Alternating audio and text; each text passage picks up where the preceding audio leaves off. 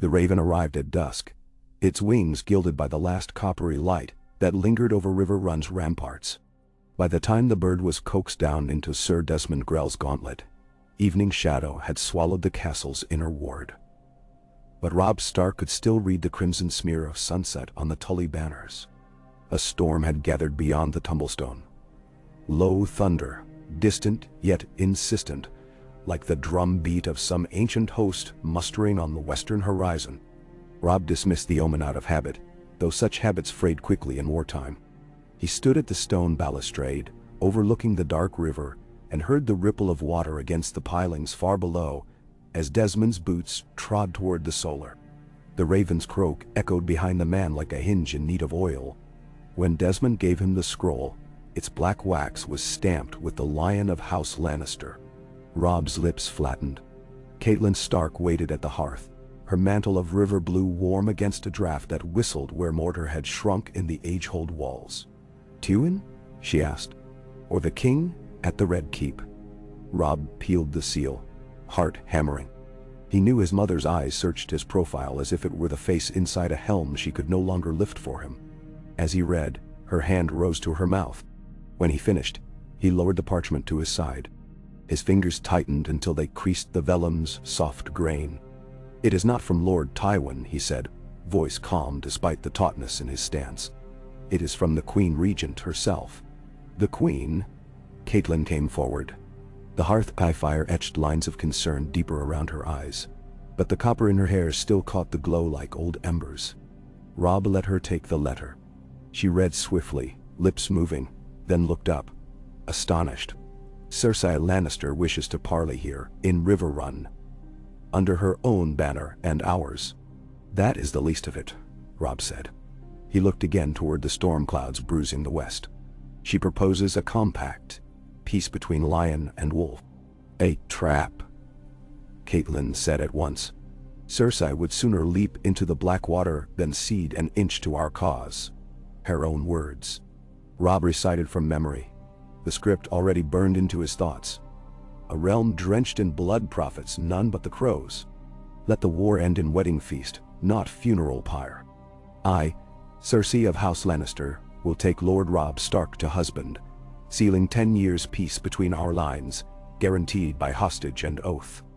"And Aeson?" Catelyn's voice dropped to a whisper. "A marriage. To you." Robb's cheeks felt flame-hot as he met her gaze. "She claims she comes alone, with a retinue no larger than mine. Sir Jaime remains our prisoner, her pledge of good faith." He swallowed. "Mother, the war goes poorly in the west. Ser Edmure bleeds men with every raid. The Freys grumble that our alliance is fraying as fast as their patience, and Roose Bolton's silence is colder than a Barrowlands night. If the Lannister host strikes River Run while King's Landing marshals fresh levies, we may find ourselves flanked. Now," Catelyn's brows knitted, "Walder Frey will howl. And Lady Cersei's children. Would she set aside her crown and her kin?" She shook her head in disbelief. "No, there is venom coiled beneath this silk." Robb turned the letter over, studying the lion's sigil stamped in red wax, its claws glinting where candlelight grazed lacquered lines. "Every path reeks of venom now. I have lost thousands, and winter is not yet upon us." His teeth closed on the words. "If peace can be won by bridal garland, not sword, should I refuse?" A gust sighed in the chimney. Ash fluttered like dark snow across the hearthstone. Catelyn touched his arm. "You are promised to another." His breath caught. Jane Westerling's smile flashed through memory. Shy, earnest. The scent of comfrey still tangled with her hair the night he had broken his vows. "Promised by need, not crown," he answered softly. "I gave her honor in the sight of the Seven. And would you cast that vow aside for another? For Cersei Lannister?" He felt the blade of guilt slide between his ribs, keen as Valyrian steel. "The honor of a king is his people's lives. If their safety demands my own happiness, what choice remains?" Catelyn's sternness cracked then, revealing the mother beneath. "I lost a husband to honor and a son to pride. I will not lose another to Cersei's games." She caught herself, straightened, and folded the parchment. We must weigh every grain in this scale. Summon the bannermen. Hear their counsel before setting one foot toward this compact. Then, outside, thunder broke, low and sultry. Rain began to patter upon slate roofs. Robb Stark stared into the hearth as sparks leapt in surprise at every drop hissing through the chimney. Peace shimmered before him like a mirage on the King's Road, close enough to taste dust in one's mouth, yet vanishing on approach. But if that mirage were water, could he deny it to the men who marched miles in his name? 50 leagues south, the Blackwater's oily surface reflected a different sky. One red with torches, braziers, the eternally burning lights of a city too restless for sleep. Cersei Lannister stood on the gallery of Maegor's Holdfast, watching rumors ripple across the courtyard like minnows glimpsed through dark glass. She had let the rumor grow, fed it with strategic whispers, that the queen would ride out, unattended by knights in gilded plate, to make terms with the young wolf. Tyrion had objected, of course. You can no more tame a Stark than teach a boar to dance, he had said yesterday, feet swinging from a cushioned chair. And wolves have teeth. Marrying yours to theirs invites them to supper, after which they may decide they prefer lion. Cersei had smiled and poured herself arbor gold. You sound afraid, little brother. I'm afraid. You intend to wager the crown's fortunes upon matrimony. How charming you pretend the crown's fortunes are still in your hands. She drank. The realm bleeds, while father plays cat hand-a-mouse with a boy in gray wool. Let me end the game. Men devem dollar. By wedding a stripling king who rides to battle with a dire wolf. Tyrion tapped the table for effect. Imagine the bedding ceremony, gray wind snarling beside the pillows. She had laughed then, a short, cold sound. You forget the council's words after my son died. A widow of means is useful only when wedded again. If they would hawk me like chattel, let it be on my own terms. Tyrion's stare was wary, but beneath it flickered grudging admiration. If you proceed, I will not stop you. But I will send Bronn and 100 sellswords to watch every bridge you cross. Then, and announce to the realm that I ride in fear. She lifted one brow. No, brother. The boy must believe I come without iron at my back. Else he refuses my hand, and we waste half a year's coin and twice as many lives continuing father's dance. Tyrion had leaned back, folding his arms. Then may the gods smile upon your courage, sister. Though I suspect the stranger grins wider. Now, on the gallery, the torchlight gilded her hair as if she wore the sun itself for a crown. Below, the Red Keep's guards mustered. A mere dozen would accompany her, all in cloaks unadorned by lion or stag. Symbolism mattered, in politics as in theater. She would ride out cloaked in modesty yet radiant in resolve. A lone queen risking herself for peace. The small folk would sigh over such sacrifice. Lords at court would whisper in corridors. And Tywin the Impregnable, her father across the hills of the west, would clench his jaw at this maneuver that outflanked even him. What no one need suspect, yet, was how precisely she had calculated the risk. Jaime served as silent envoy already. His presence within Stark hands allowed her leverage no lesser hostage could match. And there remained Tommen, dear malleable Tommen, secure upon the throne with Grand Maester and council ready to kneel should she fail. If Robb Stark proved fool or brute, the war would resume, but she would return borne on vengeful columns in her father's wake. Lion banners rippling crimson barbs. If he proved amenable, she pressed gloved fingers to the balustrade, feeling stone cool beneath kidskin. In the distance, thunder rolled above the city. An omen mirrored, or merely weather chasing its tail across a continent of mud and graves. She drew breath, tasting rain on the air. It reminded her of Casterly Rock's sea breezes when autumn storms rattled shuttered windows. Times when, as girl, she had watched ships' masts sway like brittle reeds far below, imagining herself captain of all fortune. Dreams seldom survived court life intact, yet some might be reforged in war's furnace. She turned as Sir Lancel approached, bowing too low. Your Grace, the horses are saddled. The city gates await your command. Dazzle. Lancel's features still bore the waxy pallor of wounds unhealed, but his eyes shone with worship.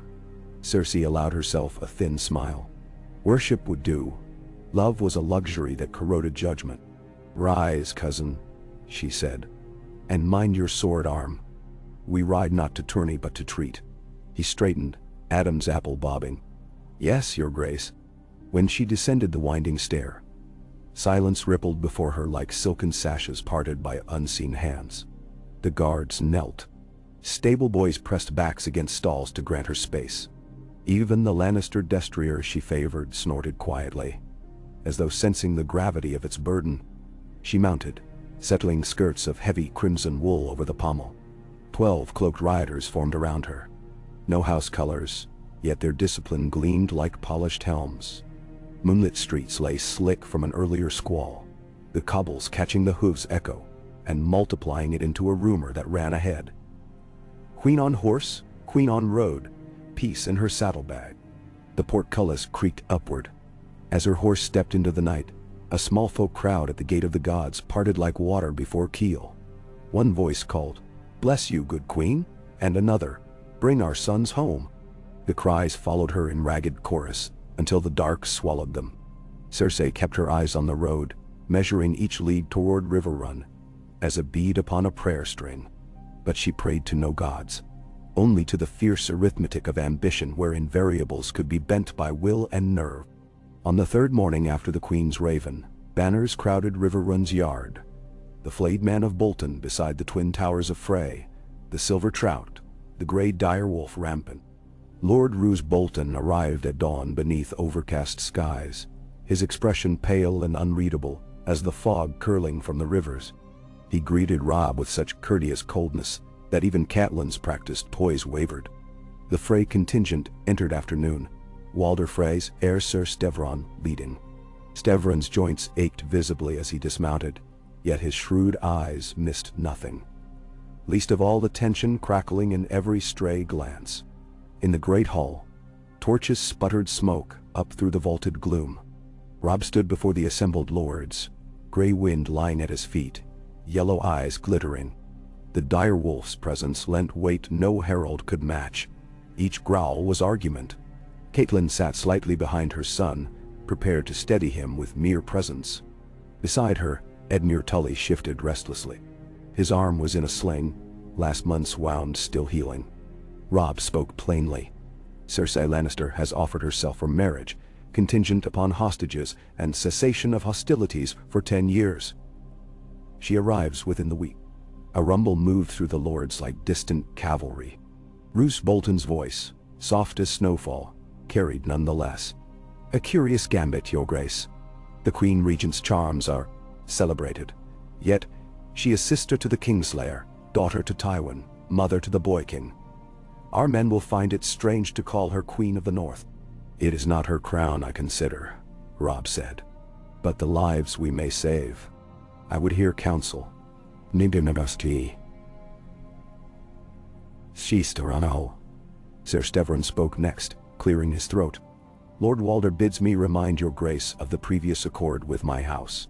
He paused politely, which included marital promise. Robb felt every gaze touch him then like arrows seeking joints in armor. He answered Stevron steadily, "I have not forgotten, nor do I dismiss my duty lightly." He left unsaid the truth, that he had already broken duty in a moment of grief and comfort. Jane was absent, closeted in distant chambers, far from this hall of judgment. He suspected her tears fell as rain against closed shutters. The Blackfish, Sir Brynden, leaned forward, grey hair bristling. "Tywin Lannister's girl rides under truce because her army falters. Marry her and she becomes queen of soldiers who will never kneel to Winterfell. A sword in your bed, nephew, is still a sword." Catelyn spoke gently, cutting across murmurs. "Yet a sword sheathed may spare hands from blood. We cannot ignore the weariness of our levies, or the hunger creeping across harvest fields trampled by war." Lord Karstark, gaunt and grim, rose. "I did not pledge my sons so that lions might lair in our dens." His voice cracked like snapped ice. "Cersei Lannister ordered Lord Eddard's imprisonment and conspired in his death. How will justice be served if she dons wolf pelts and calls herself Lady of Winterfell?" The hall thrummed with dissent. Robb felt his pulse climb. "Justice will not be forgotten," he declared. "But I mean to secure our future before counting old debts. I ask each lord to weigh this offer with clear eyes." The debate stretched through candlelight. At its end, no consensus emerged. Some lords, exhausted by endless foraging for fodder and boots, yearned for peace at any cost. Others, burned by fresh graves, would not bow to soiled olive branches.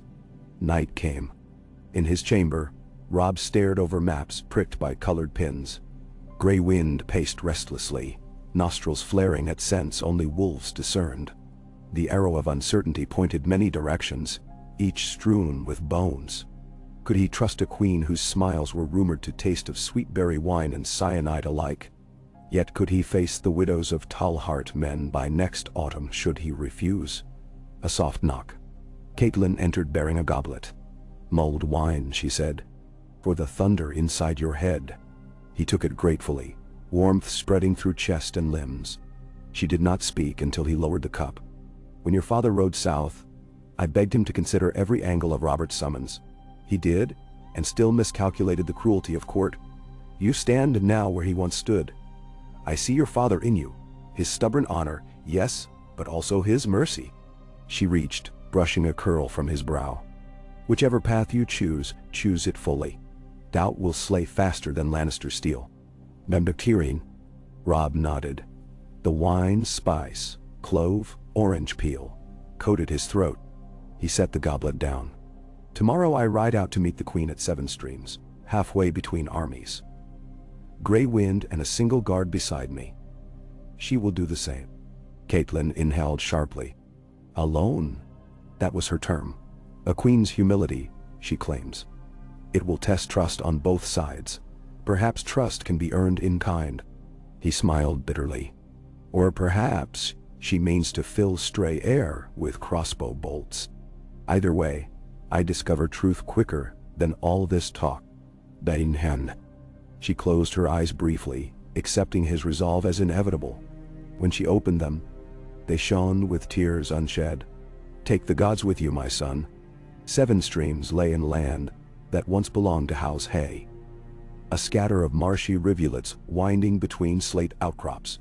Cattails waved in sullen breeze like disheveled standards. Dawn bled pale light across low clouds as Robb Stark reined his courser at the appointed clearing, where a single willow leaned crookedly over a placid pool. Mist curled along water's surface. Gray wind stalked ahead, hackles half raised, nose testing damp air. 3 heartbeats later came hoofbeats. A litter of echoes across marsh flats preceded the horse. Cersei Lannister emerged from fog, arrayed not in cloth of gold, but in duvet gray riding leathers. No crown, no jewel save a single ring at her glove index finger. Her palfrey's hooves splashed through a shallow runnel before halting 10 yards off. She regarded Robb, head slightly tilted, as if considering how an artisan's chisel had roughed such youth into the shape of a king. Robb inclined his head. "Your Grace, Lord Stark." Her voice was low, musical, devoid of customary disdain. Rain beaded on her lashes, but she made no motion to wipe it away. A curious candle of composure burned behind her eyes. "You came alone as promised. And you. The gods must be surprised." She dismounted with fluid grace, boots sinking into peaty mud. The scent of wet earth mingled with faint hints of lilac from her cloak. Gray wind patted closer, teeth bared in suspicion. Robb murmured, and the direwolf paused. Amber gaze fixed on the woman. Cersei's eyes flicked to the beast, unreadable. "Magnificent," she said. "I had a dog once, a gift from father. It bit Joffrey when he teased it. He killed it in front of me." The softness of the memory belied steel beneath. "Since then, I find honest creatures preferable to most men." Robb watched fog swirl around them like stagecraft. "We stand here unguarded that we may speak plainly. Why offer marriage?" She smiled slightly. "Because you captured my brother and, more importantly, my imagination. The realm drowns, and the High Lords keep adding stones to their pockets. I prefer to swim. You, king in the north, swim as well. Together we might reach shore. Now Solnfoy. A poetic image for a Lannister, he said. Poetry is the weapon of queens. Swords are plentiful. She extended a hand to the willow trunk, tracing lines in moss absent-mindedly. Rain pattered soft as mice around them. Terms are as written. Hostages exchanged. My son Tommen to Winterfell's wardship. Your sister Sansa to mine. 10 years peace. River taxes halved. The North's independence recognized, though allied to the Iron Throne by our marriage. After 10 years, the compact may be renewed or amicably dissolved. Robb absorbed the cascade of offers. Tommen as hostage? The boy would be little more than a pawn far from home. Yet it spoke to Cersei's commitment, if genuine, independent yet allied. A paradox. Marriage is paradox by nature, she said, eyes glimmering. 2 houses, 2 histories, bound by a bed too narrow for grudges. Will you share it, Robb Stark? Or shall we let the lions and wolves tear flesh a few seasons more? Grey wind chuffed. Rain intensified, droplets spattering Robb's cloak.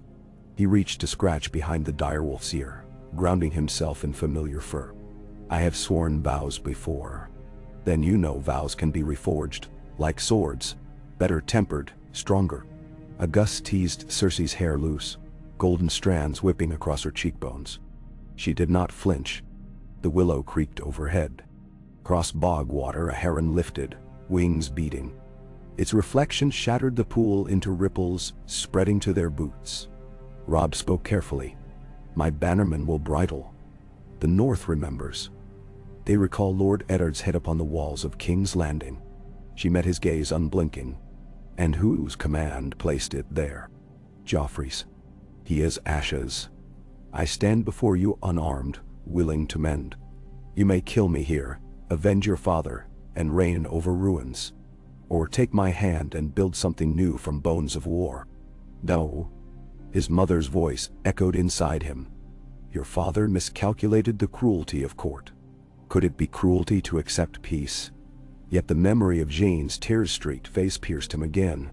She had been kind, honest, undeserving of discard. Honor warred with duty inside his chest like 2 stags locking antlers. He stepped closer. So rain struck them both with equal chill.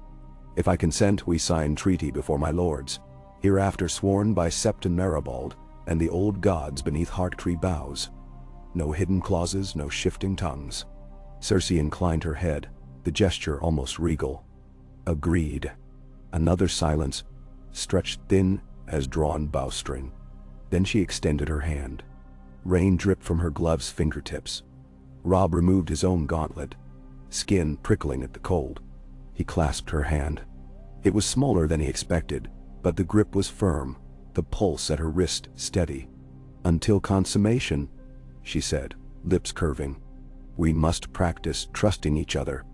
Grey wind growled low, but Robb did not release her. Somewhere beyond mist, thunder muttered. He wondered if the gods were wagering in their seats, wolf or lion, which falls first. Word of the handshake leapt ahead of them, racing upriver faster than spooked trout. By the time their separate escorts reached River Run, rumors had multiplied. That the queen carried wildfire beneath her skirts, that Robb Stark had knelt, that Jaime Lannister had escaped and led half the northern host astray. Each corridor whispered a different doom. Robb presented Cersei in the castle yard, where banners ruffled wetly, and the men of the rivers stared slack-jawed at the vision of the lioness in ash-gray riding leathers. She dismounted with an archer's grace. Even the Frey men, notorious for lecherous eyes, watched with wary fascination. A stoat observing a falcon alight upon fence posts. Within the castle solar, terms were drafted under Blackfish's hard stare and Roose Bolton's inscrutable murmur. Ink dried on parchment, while the storm outside unleashed hard rain against arrow slits.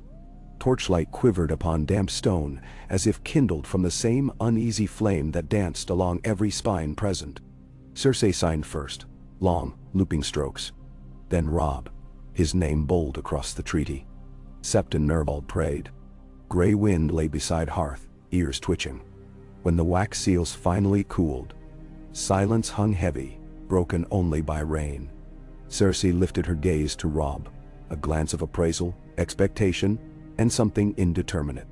Perhaps satisfaction, perhaps calculation. "It is done," she breathed. "Done," he echoed, and yet nothing felt settled within him. The war might be ended on parchment, but war inside hearts required longer sieges. Beyond the shuttered windows, thunder boomed as though some distant giant applauded or mocked. In its reverberations, the fragile quiet of new peace pulsed like a newborn sparrow, a living promise yet easily crushed. Night found Cersei in a guest chamber overlooking the tumblestone. Candles hissed in humid air. She undid the clasps of her riding dress, one by one, each click echoing choices now sealed. Her reflection swam in the dark glass of a window pane, rain-streaked, golden hair damp about cheeks, eyes bright as a cat's in torch glow. A queen without a crown, yet perhaps with new kingdom ahead. She traced fingertip along throat, where a pulse beat quick. Was it fear? Or thrill? She was daughter of Tywin. Fear bowed to her, not she to fear. But thrill. Yes, that fluttered inside, wings beating at the cage of ribs.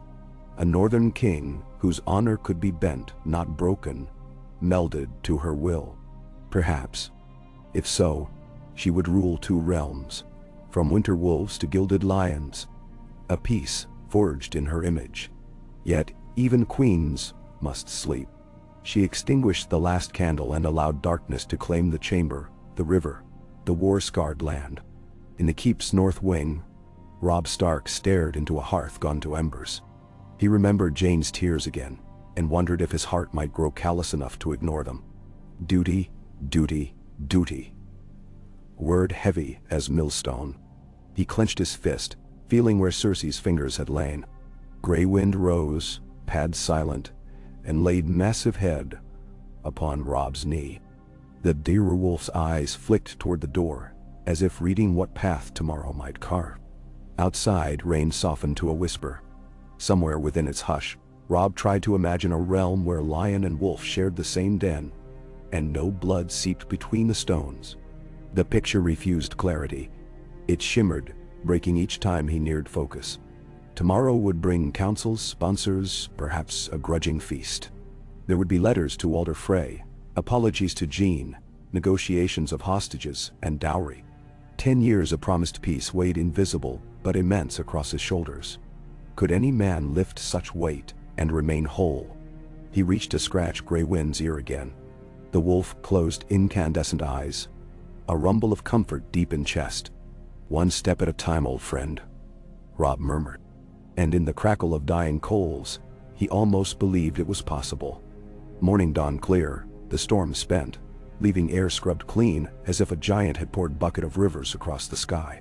Sunlight glinted upon River Run's wet ramparts, dazzling. Men blinked like moles emergent from burrows. Birds resumed their chatter, unaware of treaties signed, of hearts conflicted. Cersei stood on the balcony of her chamber, breathing crisp air. Below, the courtyards bustled. A new banner had been run up beneath Stark direwolf. The golden lion. Side by side they flapped, still damp, edges touching. 2 sigils sharing one wind. A servant entered bearing combs. She dismissed him with a gesture and instead braided her own hair, 3 plaits woven into a crown, a style from her girlhood at Casterly Rock. Robb Stark's court was unused to such refinement, but they would learn. Peace required pageantry, symbols wet-nursed politics, and she, for all her iron, could don silk if silk furthered iron's reach. In the hall below, cooks sat boars to roast. Freymen lined up for trenchers. Laughter sounded uncertain, brittle, but laughter nonetheless. The first laughter after war's grind could be a seed. She descended, skirts whispering. Lords turned, some glowering, some curious. Edmure Tully bowed. Brynden dipped head barely. She accepted both. Robb waited near dais, gray tunic trimmed with direwolf head clasps. His youth lit by renewed sun seemed almost disarming, yet determination sat on his shoulders heavier than pauldrons. When he saw her, a guarded smile touched his lips. Manners before passion. Good. passion blurred judgment too early. He offered his arm. She took it, and thus they walked among northern men and river lords, lioness and wolf lord, through a hall still scarred by drafts of war. Somewhere above, ravens might already be winging to King's Landing, to Casterly Rock, to Old Town, carrying news unthinkable days prior. The realm would gasp. Perhaps knives would be honed. But perhaps cups would be set aside too, and weary soldiers at distant camps permitted dreams of hearth fires untroubled by bugles at dawn. Cersei surveyed faces, imprinting allies, marking opponents. She had played this game in marble courts. Wood-beamed halls were merely another board. She would bend them as Tywin bent gold into filigree. Force disguised as beauty. Robb escorted her to high table. "Your Grace," he murmured, "you honor my hall." "I intend to honor more than halls in days ahead," she replied softly. His cheeks colored faintly. A boy still, though tempered by loss. Loss ages swiftly. Perhaps they were closer in spirit than years suggested. She accepted wine, sipped, savoring dark tang from local vines. Ned Stark's people drank honestly, no spices to mask cheapness. She set goblet down. "Shall we address the next step?" He glanced about. Lords still filed to benches. "After feast, we meet small council to arrange hostages, dowry, and wedding progression." She leaned, voice meant for him alone. "And we must address your Lady Westerling." His eyes hardened. He would have protested, honor again. But she laid a gloved hand over his. "My spies are thorough, Robb. I bear no spite toward a girl who offered comfort. Yet politics demands clarity. She must be rewarded, gracefully removed from path of scandal." His jaw worked. Finally, he gave a curt nod. "She shall have lands and security." Cersei smiled, victory in small concessions. She lifted goblet again in salute. Across the hall, Frey men muttered. But Walder Frey was miles away behind stone and bridges. His complaint would arrive by Raven too late to cleave the treaty. Speed remained her ally. The feast commenced. Harps played airs half remembered from the Age of Heroes. Tankards clacked. Cersei tasted boar crackling, crisp with honey glaze, washing it down with strong northern ale. She listened to talk of border forts, seed grain, and thawing roads toward Moat Cailin. A queen among strangers, she felt eyes weigh her every bite. Yet she met each gaze in turn, defiant or curious. She answered with promise. For promise was coin in her purse now, promise and cunning. Afternoon waned. Sunlight slanted through arrow slits, dust motes spinning. When Robb rose to address the hall, a hush descended quicker than winter dusk. He spoke of peace, of 10 years' harvests unspoiled by war, of children raised not for battlefield, but craft and song. His words held the earnest timbre of youth, but soared on the gravity of bloodshed. Even those who scowled listened. Cersei watched, evaluating. He spoke well, she admitted privately. No polished orator like her late father, yet genuine. That sincerity might sway small folk and minor lords more reliably than gold. If harnessed, his voice could carry her designs far. When he finished, some clapped. Others remained stone. Yet no swords were drawn. Progress. Evening's first star glimmered above battlements when the high table dispersed. The small council gathered in Robb's solar. Cersei, Catelyn, Brynden, Roose, Edmure, the Septon, and Maester Vaemond. They discussed minutiae until candles burned low.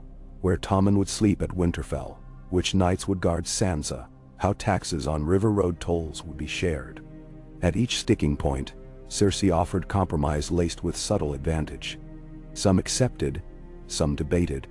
She conceded on open matters to secure those hidden. At last, fatigue overcame caution. Papers were drafted for Dawn's signatures.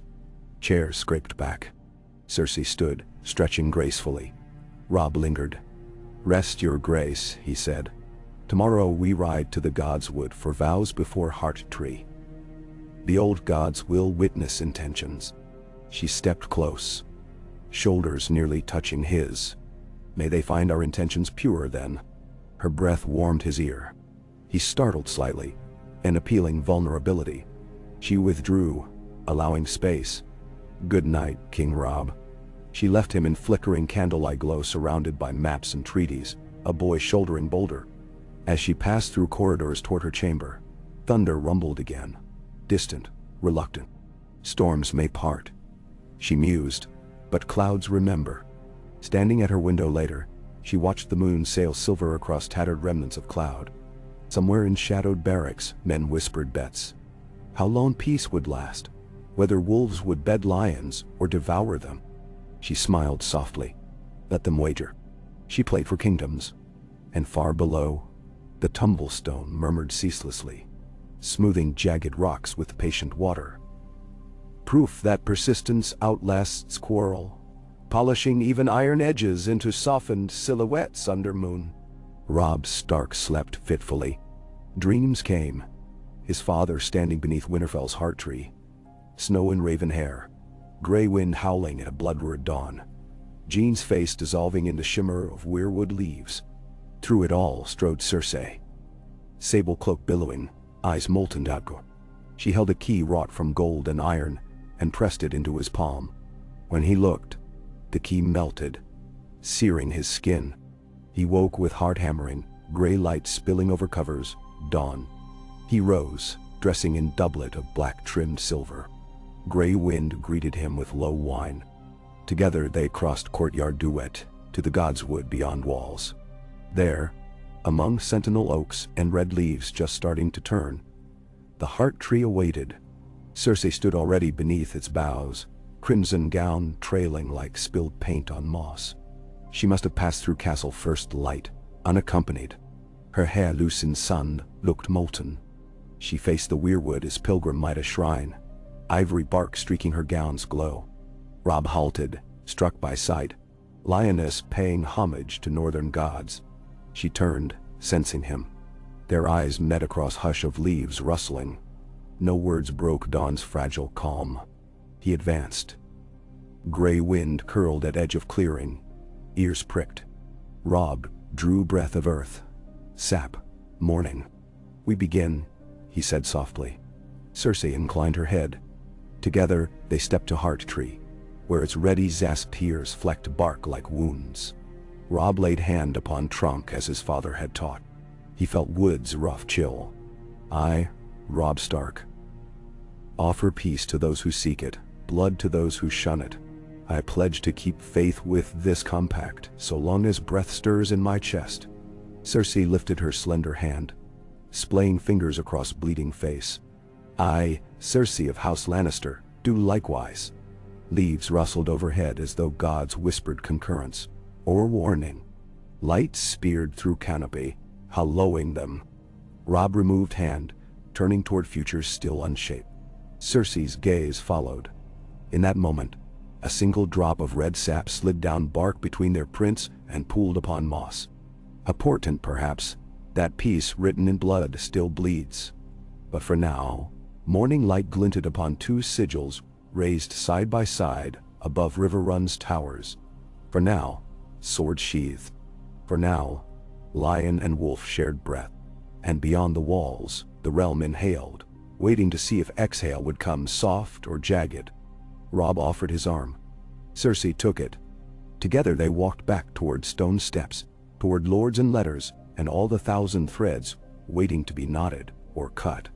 The river ran on, indifferent, polishing stones. Above, ravens wheeled over ramparts, black quills catching sun, searching for thermals to carry news to every corner. Peace, improbable as spring and winter, has been brokered between lion and wolf. How long it would hold, none could say. But in the hush before the hourglass turned again, the realm listened, hearts rapping like knuckles on chamber doors, hoping the lock clicked open to something gentler than war's gray maw. And the gods watched, old and new. Faces carved in wood and stone. Patient as rivers, inscrutable as thunder beyond the hills. Gah! When the pale dawn surrendered to a blue too gentle for banners of war, Riverrun stirred like a waking beast, unsure whether to rise or lie back upon its scars. The treaty lay in the maester's cold vault now, sealed in wax, the color of old blood. Yet the ink was barely dry on skin-thin parchment, and hearts hummed beneath ribs, as though the realm itself guessed how frail a thing peace could be. Robb Stark stood atop the east battlement, studying the slow coils of mist lifting from the river. Beneath him, men labored at routine, sharpening pikes whose heads, according to rumor, might soon rust from disuse, rubbing down destriers, stirring vats of oats with the boredom peculiar to soldiers out of work. The tang of forge smoke drifted upward. Iron still sang on anvils, habit forging ahead of circumstance. Peace may have been proclaimed, but hammers did not know the sound of proclamations. He let his gaze stray westward, where the high road ran, gleaming after rain. 200 Lannister riders approached, no more, each helmed and cloaked in neutral gray. At their center, a liveried wagon bore the royal arms of King Tommen Baratheon. The boy rose above its sideboards, waving a timid hand at Stubblefield farmers who stared in open awe. A week ago, those same farmers cheered for dead lions. Now they wondered whether to crust-heart their loaves with salt, or break them sweet for honored guests. Robb let out a breath he did not know he held, a thin white ribbon curling past his lips. Gray Wind paced behind him, restless, as if the wolf scented secrets upon wind. Robb knelt to scratch his ruff, feeling the old comfort of coarse fur between fingers fractured by callus and ink stains both. He whispered, "Not yet." The dire wolf merely huffed, amber eyes fixed on the approach of Tommen's escort. Cersei joined him, cloak fluttering like a drawn curtain. She carried no retinue, needing none. Her presence sufficed. The sun arrowed through a break in clouds and set her hair ablaze, each strand a filament of molten coin. "They are prompt," she remarked, studying the column. "My uncle Kevin oversees the boy. One less variable for our anxious council. Netin Mo." She. Robb rose, brushing stone dust from knees. "Do you trust Kevin?" "I trust his devotion to Lannister glory, which presently aligns with this treaty. Alignment is the only faith politics requires." She spoke as though discussing weather patterns. Robb found it disconcerting and oddly calming. They walked the parapet side by side, neither touching, yet awareness of her proximity rode his nerves like a horse at trot. "Tommen will be well treated in Winterfell," he said. "He may hunt the wolf's wood, train with my master at arms, dine at my own table." "I know. That is why I chose him," Cersei replied. "He is malleable. He will come to admire you, perhaps even to love you, as he once loved Jaime. One day you may need that loyalty more than you know." It was a curious statement. He studied her profile, searching for double meaning. She offered none beyond a faint smile that might have been private reflection or international intrigue. The horns on the gatehouse sounded. The Lannister convoy entered Riverrun's shadow. Edmure greeted Sir Kevin courteously, though tension hung between them like damp linen refusing to dry. The Blackfish oversaw the transfer in the upper yard, where banners of trout, direwolf, and lion drooped in still air. Tommen's wide blue eyes took in the castle with awe. When Robb knelt to his height, the boy wriggled free of his nurse's grasp and hugged the Wolf King impulsively. Gray Wind dipped his muzzle, sniffed the child's hair, and, finding it more scented with honey cakes than fear, allowed the embrace. Cersei observed, hands folded. Kevin bowed to her, concern in the low crease of his brow. "Is this wise, niece? The realm will talk." "The realm always talks, uncle. This time it might say something worth repeating." She brushed Tommen's cheek with a thumb, lingering. "Be brave. Remember your lessons, write me each moon." "I will, mother." His voice wavered, yet courage glimmered. "Will Sir Pounce come to Winterfell too?" Robb smiled despite himself. "If Sir Pounce is your sworn cat, the North will welcome him with due honor. The mice of Winterfell will know no respite." Tommen grinned, relief loosening his shoulders. Children adapt faster than banners. As Tommen was led away by Maester Vyman and a brace of Stark guards, Cersei turned to Robb. "One hostage delivered. Your turn approaches." He felt the words prickle. "My sister." Sansa had suffered enough. Father dead, held prisoner like a kennel hound by Lannisters, married to Tyrion by decree, now widow of a poisoned boy king. Yet if the treaty demanded her return south under Cersei's care, how different was that from her earlier captivity? He voiced hesitation. "It will not be captivity," Cersei said quietly. "She will be sister to a queen. My enemies will see her safety is synonymous with my own. But if you doubt, send an escort of your choosing. The girl's happiness costs me nothing and buys your trust." He considered. Sansa's last letters spoke of numb resignation at King's Landing life, but she lived. That alone was triumph in a court of snakes.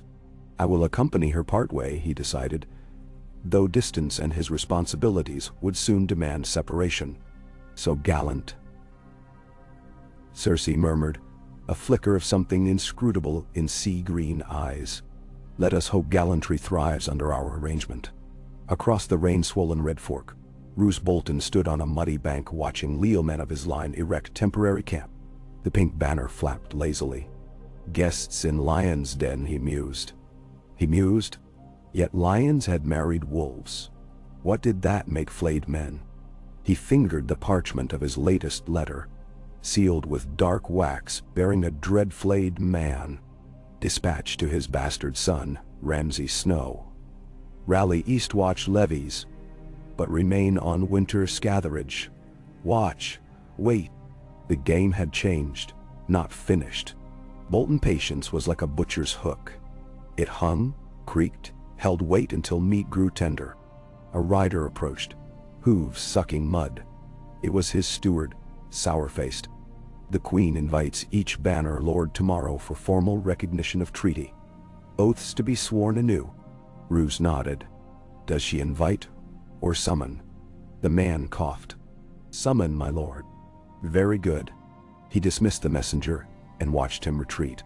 Summons indicated Lannister influence already in ascendance. Yet the North followed Starks by heart. A knife could sever that heart. But knives must find precise timing. He looked westward and pictured the Dreadfort's drafty halls echoing in winter still to come.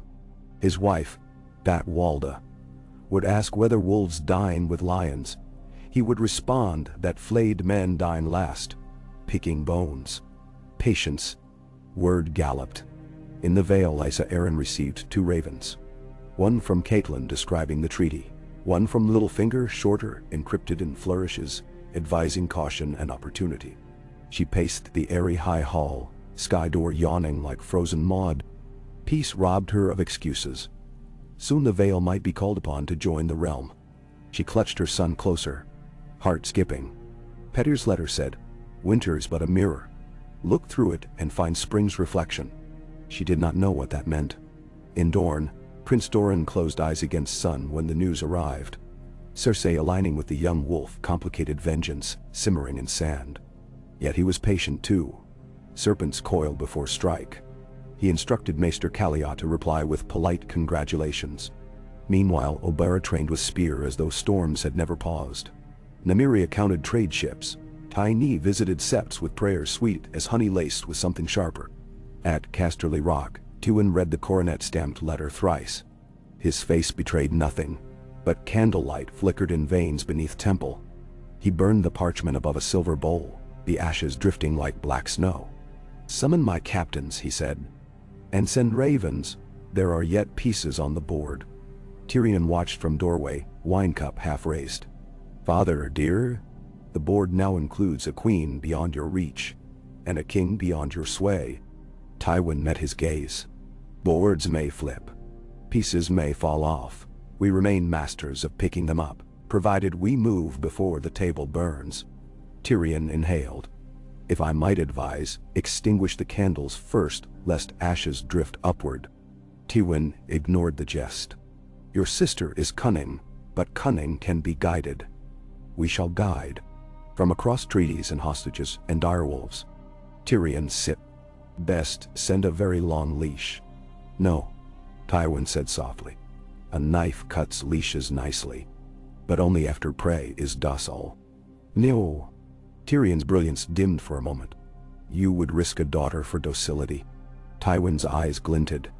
"Daughters are born risk. Sons too." He turned away, robes whispering. The Lion of Casterly Rock seldom shared doubts, only decisions. In twin stone towers, straddling the Green Fork, Lord Walder Frey received the news like sour goat milk.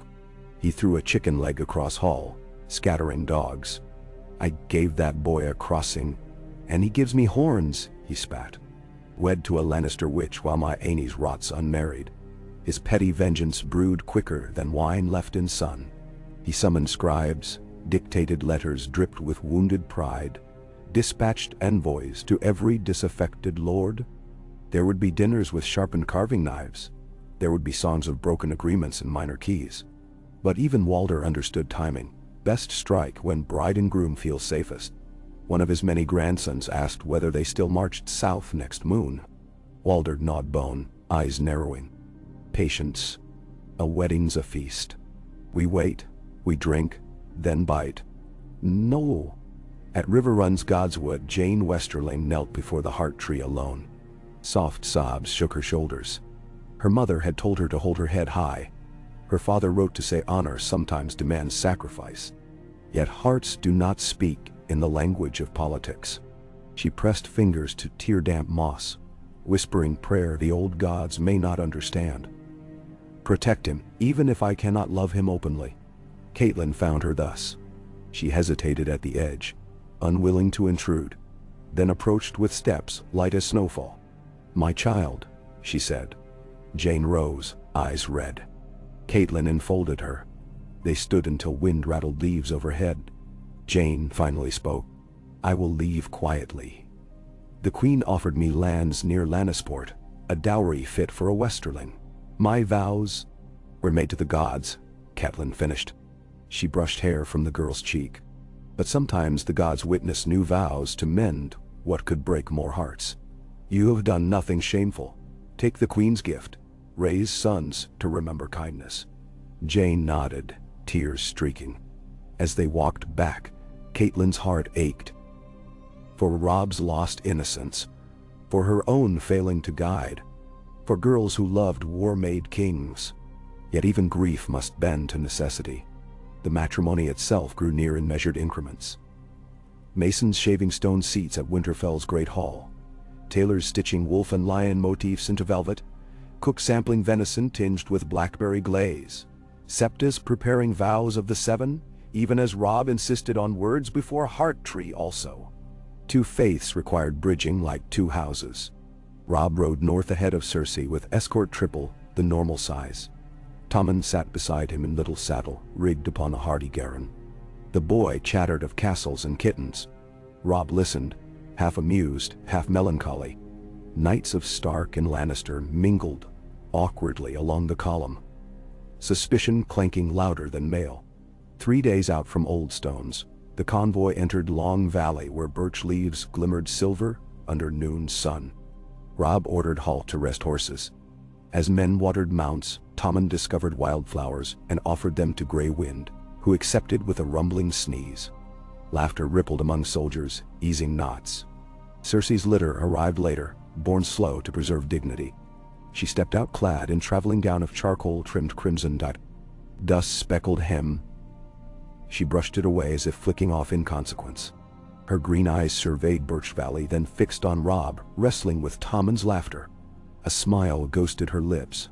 Real or strategic, he could not gauge. They dined outside under canopy of leaves. Roasted capon, crusty bread, spiced wine thinned with cool water from a brook. The conversation curled around trivialities. Tommen's falconry attempts. The orchard she wished planted in King's Landing once cesspits were moved. Robb found himself describing Winterfell's hot springs, secret pools where water steamed mid-snow.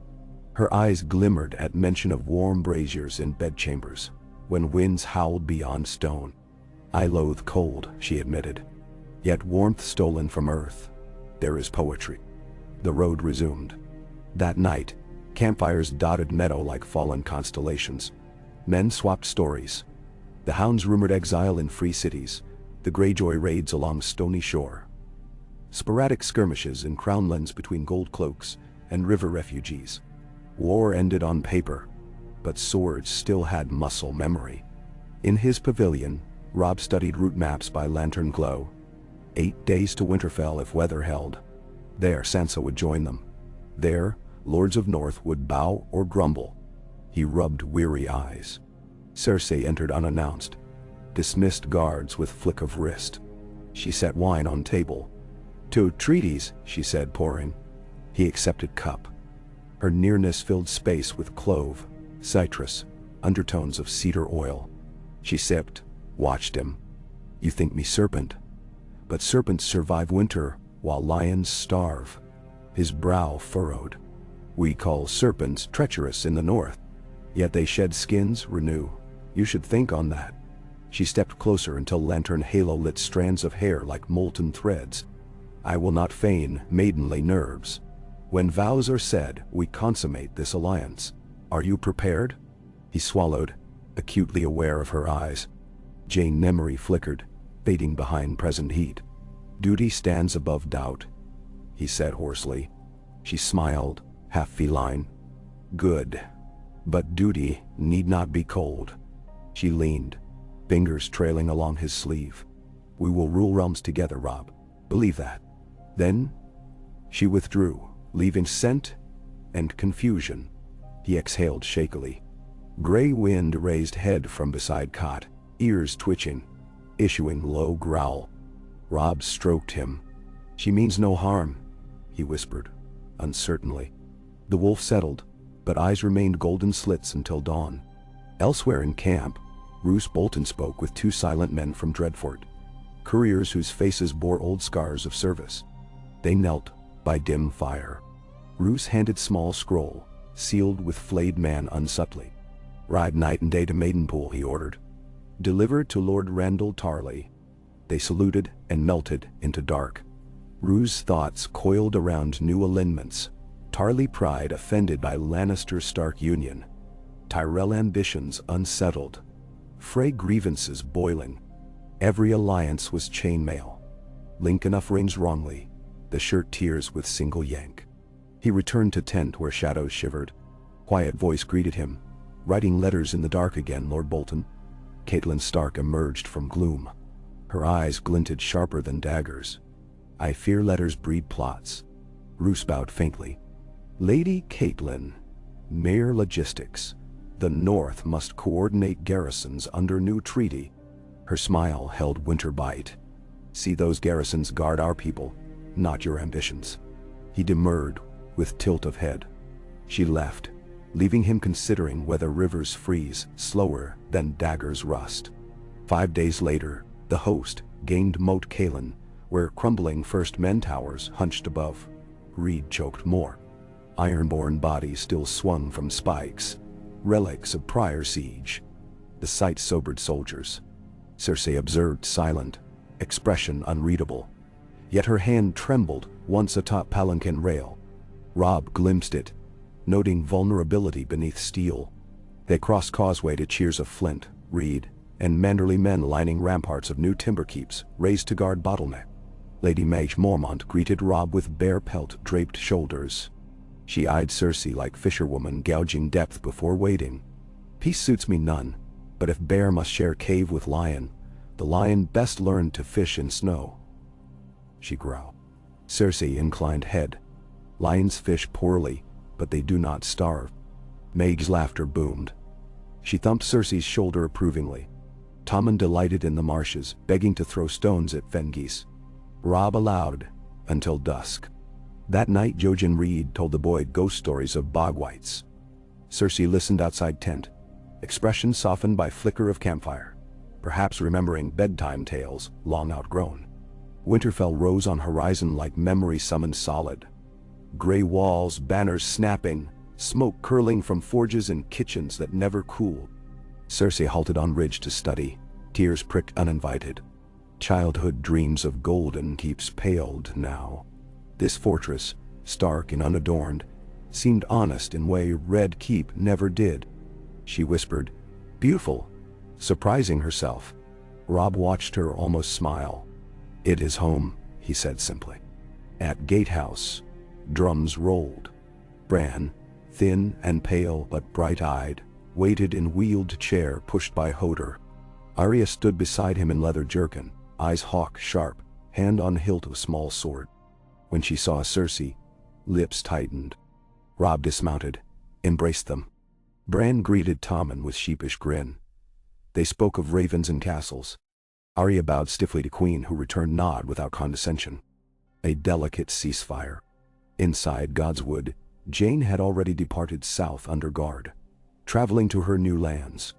Robb noted absence like phantom limb, yet forced focus. Preparations unfolded. Heart tree adorned with wolf-head banners entwined with lion. Sept raised inside Bailey, anointed by traveling septon. Hall swept and hung with pine torches, whose resinous scent mingled with hearthfire. One eve before wedding, Robb walked Rampart and found Tyrion Lannister, recently arrived bearing gift of casks of Dornish red and cunning jokes. Jaime remained prisoner exchanged for Sansa's safe escort to King's Landing. Tyrion leaned on parapet, legs swinging. "My sister marries a Stark," he exhaled. "A jest too droll for bear-baiting pits." Robb nodded. "I did not foresee it either." "Foresee? I foresaw wine with supper, not this." Tyrion sipped from skin. "But perhaps good for realm. You are by rumors less despotic than my dear nephew was." "I aim to rule justly." "Splendid. Let me know how that turns out." "Just rule is like honest brothel. Much advertised, seldom found." Eyes twinkled, yet sharpened. "Watch her, Stark. Silver lions may look ivory till they bite. I do not distrust her." "Then you are honest fool." "She will carve kingdoms for her children." Tyrion shrugged. "With luck, carving aligns with yours. If not, well, flame does wonders for misaligned." Robb's jaw tightened. "I will protect my people." "Good." Tyrion offered skin. Robb drank, warmth chased chill. They watched aurora of dusk whisper across northern sky. Swirl of green and violet fluttering like banners of unseen gods. Tyrion murmured, "Beautiful," same word his sister had used. Perhaps Lannisters felt awe too. The wedding day dawned crisp. Frost-dusted courtyard like sugar on cakes. Maids scattered pine needles along walkway from Great Keep to Godswood. Tommen and Bran rode side by side, one in saddle, one in chair, leading procession. Tyrion accompanied Sansa, recently arrived, eyes haunted but hopeful. She wore cloak of white ermine.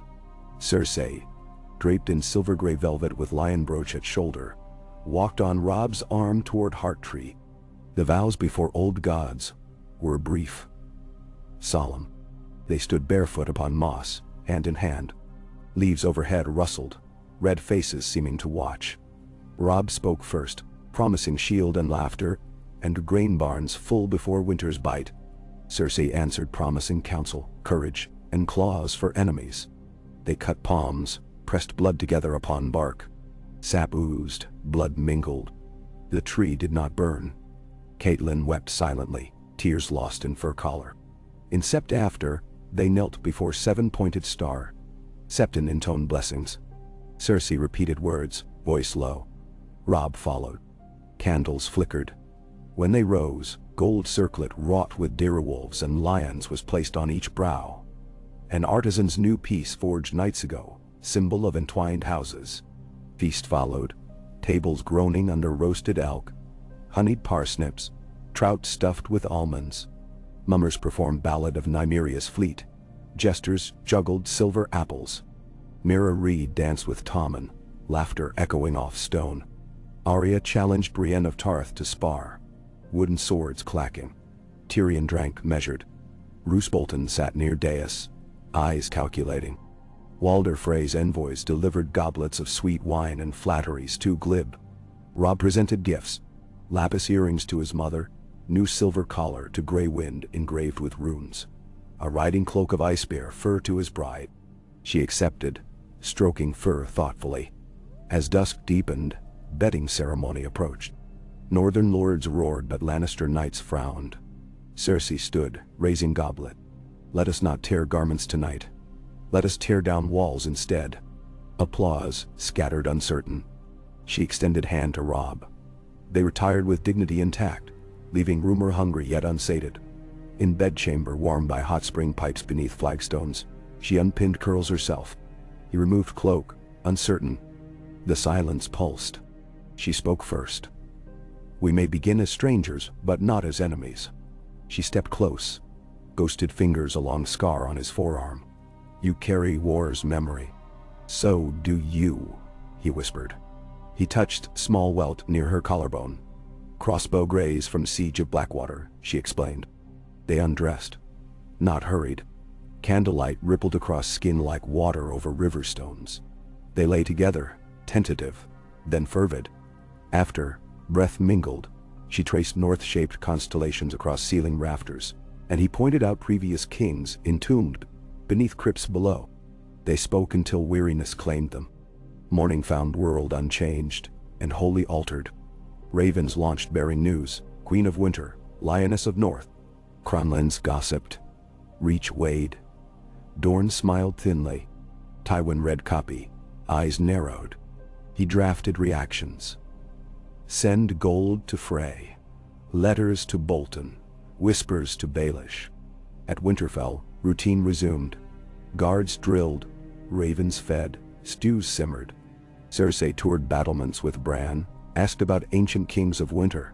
He spoke of Brandon the shipwright, his fleet lost at sea. She listened, interest genuine, gleaning legends as mortar to bind with politics.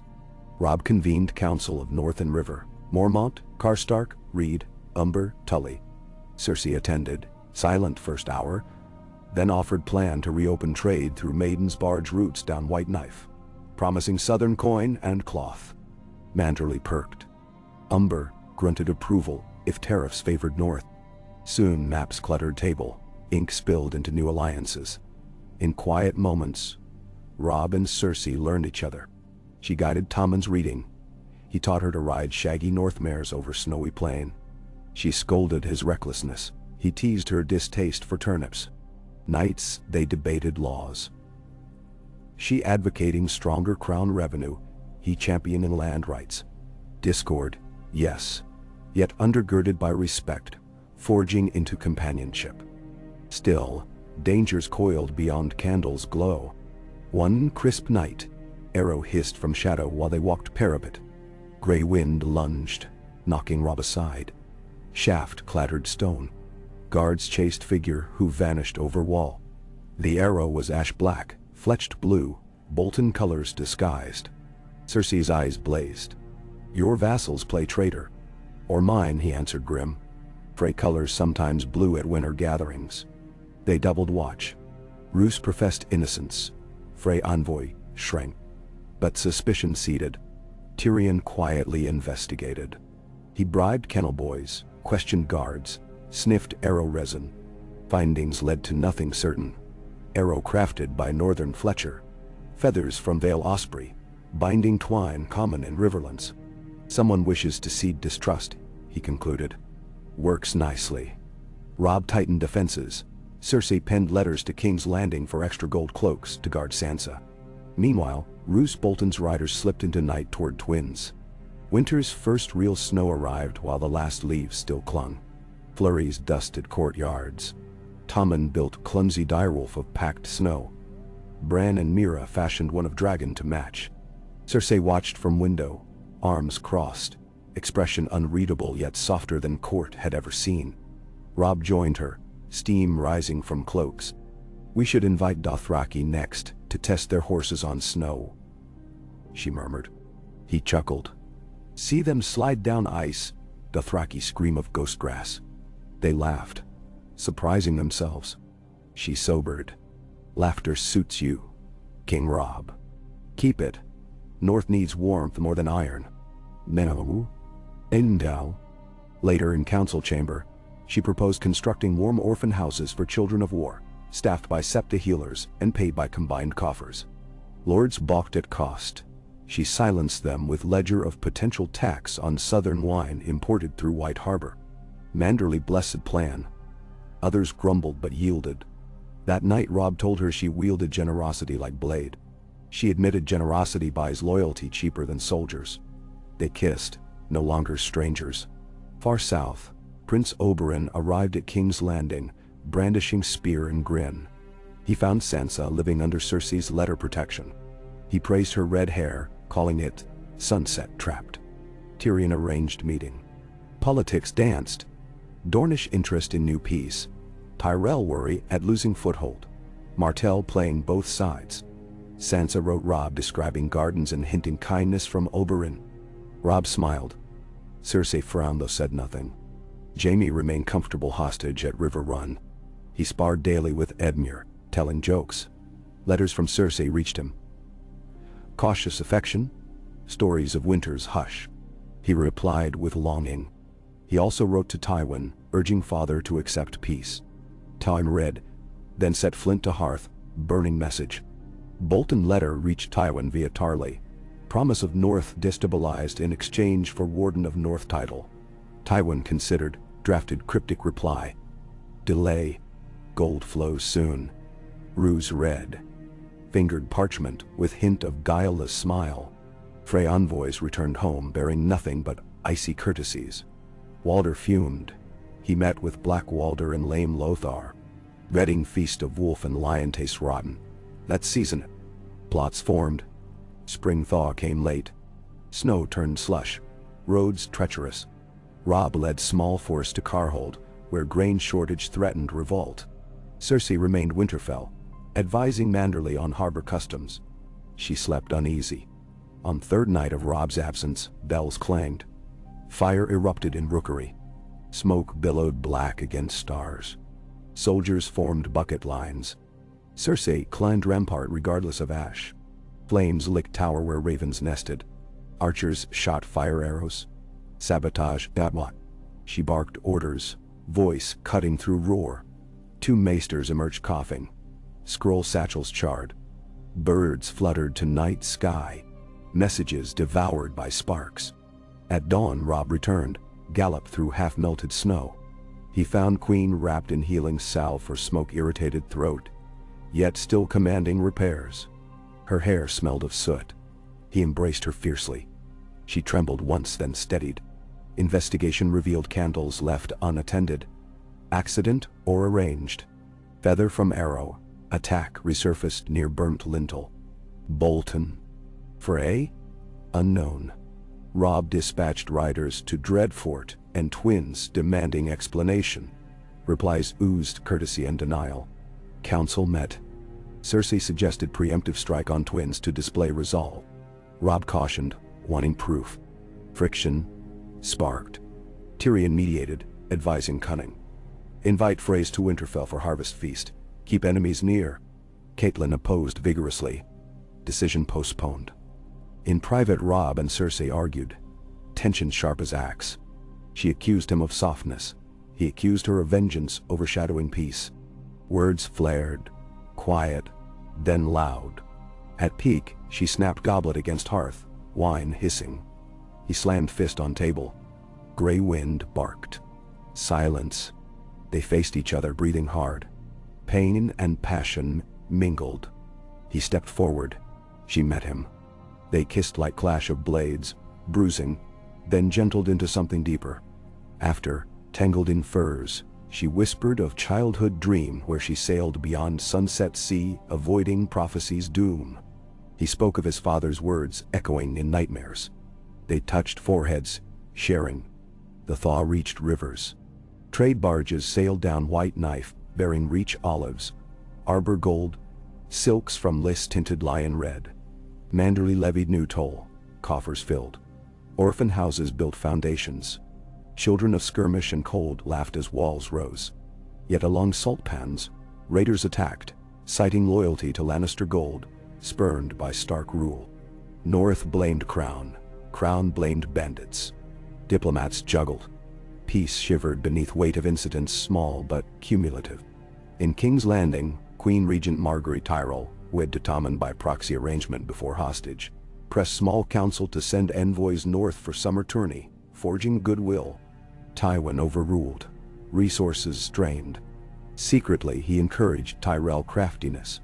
Better let Tyrells and Starks conflict over Tommen's guardianship. Seeds of discord. Sansa wrote north describing Tyrell intrigues and whispered compliments about Sir Loras.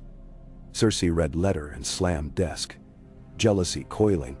She drafted response instructing Sansa to keep distance. Robb suggested trust Sansa's judgment. Argument renewed. They made up with laughter when Tommen spilled ink over map, inadvertently splotching Vale into giant direwolf shape. Summer's first month brought heralds to Winterfell announcing Grand Northern Moot, review of vassal oaths under new monarchy. Lords gathered: Karstark, Umber, Glover, Manderley, Reed, Hornwood. Bolton arrived last, eyes glinting. Robb spoke from dais beside Cersei. He affirmed treaties, outlined grain relief, proposed new roadways connecting holdfasts to port. Lords murmured approval. Bolton praised efficiency. Frey envoy remained silent. Red banners flicked politely behind. During feast, wine flowed thick. Bolton's bastard Ramsay performed for a muse, brought flayed deer carcass claimed from woods. Some laughed, others paled. Cersei's eyes narrowed. She whispered to Robb that Bolton loyalty stinks of rot. He agreed.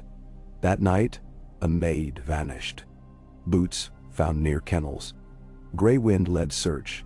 They found body half hidden at Weirwood Grove, throat cut. In hand, she clutched blue-fletched arrow. Horror rippled. Roose offered to investigate. Robb assigned Reed men instead. Tension soared. Tyrion cornered Bolton in corridor. Misfortune dogs. This keep like fleas on corpse. Perhaps remove the corpse, yes. Roose smirked. Fleas wander. Autumn colors crept early. Peace felt aged, though months old. Jane Westerling wrote polite note from her new keep. She expected child come spring. Robb stared at parchment long. Cersei saw, mask unreadable.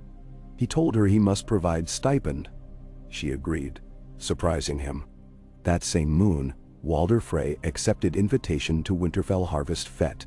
Black Walder, Lothar Frey, escorted. They arrived with wagons of wine, sausages, suspicious smiles. Cersei welcomed them graciously, host equal to serpent. Feast commenced, dancing, speeches, toasts. Frey musicians played jigs. Yet watchers saw Black Walder slip parchment to Bolton. Later, Tyrion found Bolton alone reading letter by torch. He quipped, "Countryside enthralls you?" Bolton folded parchment slowly, eyes dead. Only the skin. Tyrion shivered. In steel-cold dawn, horns blared alarm. Frey wagons aflame near granaries. Sparks leaping. Soldiers rushed with buckets. Amid chaos, 2 guards lay dead, throats slit. Freys claimed innocence, shouting fearful. Evidence pointed to Frey knives. Robb arrested Black Walder. Walder protested. Bolton stood aside watching. Cersei urged swift judgment. Robb insisted tribunal. Trial convened. Witnesses conflicting. Evidence muddy. Black Walder smirked. Robb imprisoned him, pending more proof. Frey envoy swore old Randall Tarley would hear of injustice. They rode off in huff. Harvest stores partly saved, yet suspicion deeper. Catelyn counseled caution, but tensions tore seams. Letters flew south. Tywin, Tarley, Tyrell, Dorne. Each reading cracks. Winter's first true storm roared sooner than expected, burying roads under drifts higher than spears. Supplies stretched. People huddled in hall, telling tales. Cersei organized kitchens, rationing fairly. Small folk warmed to Queen once feared. She visited orphan houses, personally ladling stew. Rumor turned. Lioness with mother's heart. Yet some whispered she only fed mouths to gather teeth later. Robb spent long hours with Bran mapping patrol routes for spring.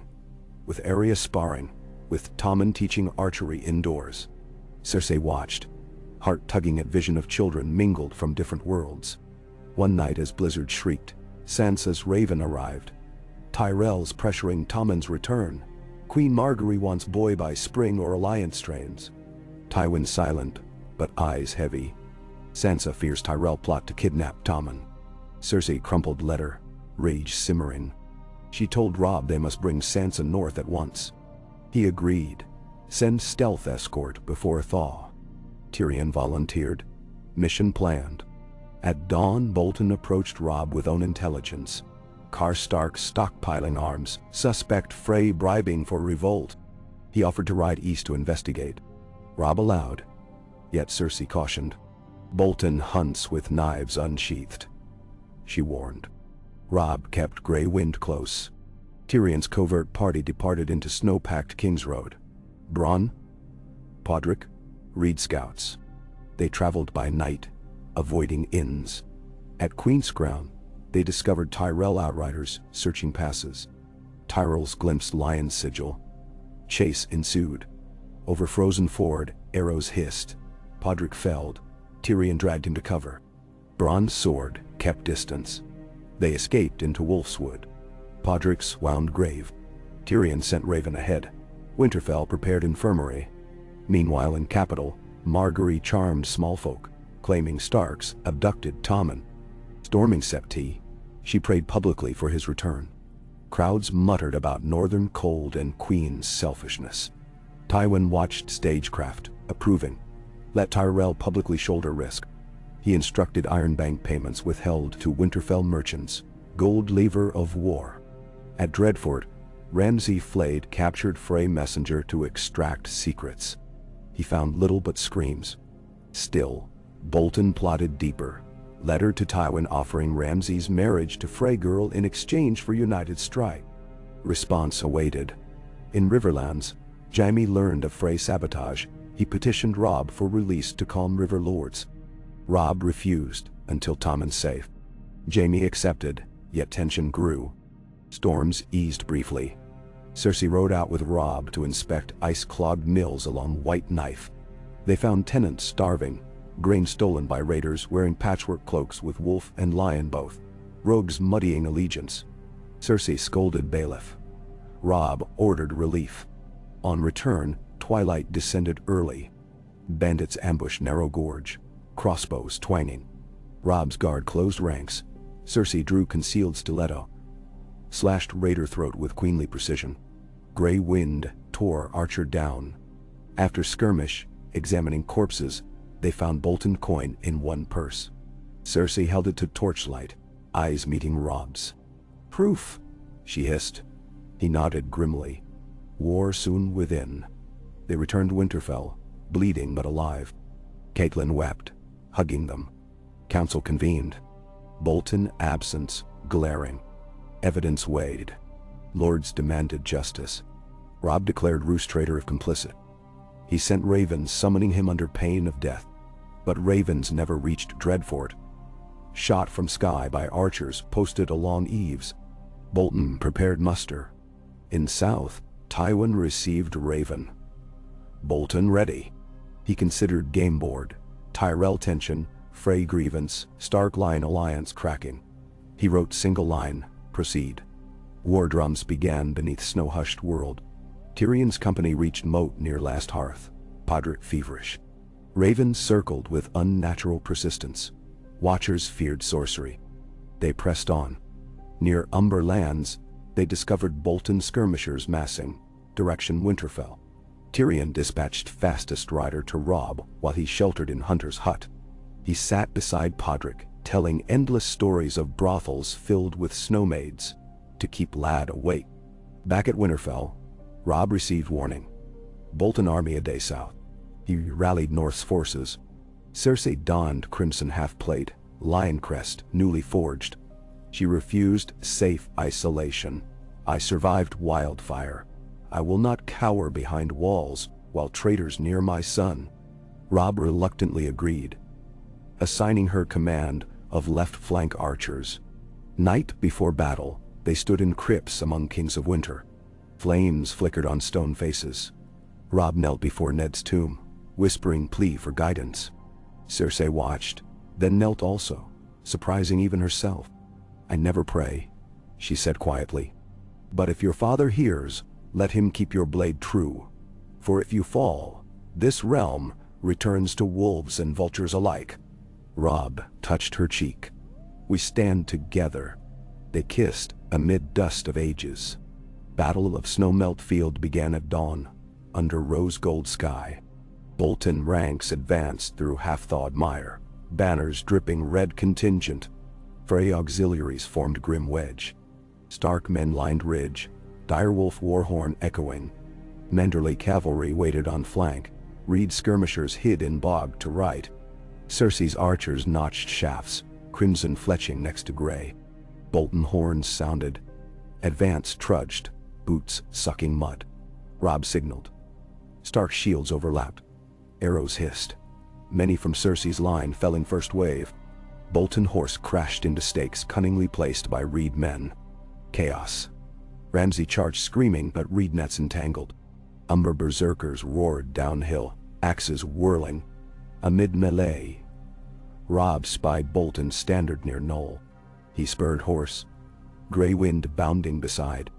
Bolton guard circled, but Lion-Wolf alliance carved gap. Lannister sworn crossbowmen flanking. Robb broke through, blade flashing. Roose Bolton turned, calm, even now. They met steel to steel. Grey wind lunged at Bolton's mount, horse shrieked, toppled. Roose rolled, knife drawn, eyes glacial. He slashed at Wolf. Grey wind yelped, shoulder nicked. Robb parried, riposta nicking Bolton's cheek. First time blood touched that marble face. King in the north, Bolton murmured, backing. Fool in the snow. Robb advanced. Roose feinted, hurled dagger, line straight. Unexpected, but Cersei's arrow streaked, knocking dagger mid-flight, veering got Shernidat. Robb closed, drove sword through mail into Bolton's chest. Ice cracked. Bolton gasped. Surprise more than pain. Eyes clouding. He fell, mud swallowing cloak. Across field, Frey troops faltered at sight of Lord's death. Manderley cavalry hammered left flank. Archers rained death. Ramsay shrieked rage, hacking friend and foe. He fell under trio of axes. Dusk found field littered with corpses. Stark banners still flew. Lannister crimson wavered beside them. Snow drifted gentle, laying white cloth on bodies. Robb knelt by Grey wind, binding wound, not deep. Cersei approached, face smudged with soot and triumph. They clasped forearms. "Victory," she whispered. "Peace," he corrected tiredly. "8 cost." She nodded, gaze taking in fallen. "Always cost." Frey survivors surrendered. Black Walder's cell reopened. Tywin's gambit lost northern vertex, yet board not empty. He received Raven, expression carved from stone. He ordered mourning for Bolton, condemnation of Frey treachery, disavowal. Publicly. Privately, he contemplated next moves. Tyrell pressure, Ironbank debt, Dorne watchers. He sighed. Perhaps daughter's peace held stronger than forecast. Winter deepened. Funerals burned under hoarfrost sky. Robb spoke names. Cersei poured wine to flames. Survivors stitched wounds, fields sowed with bone dust.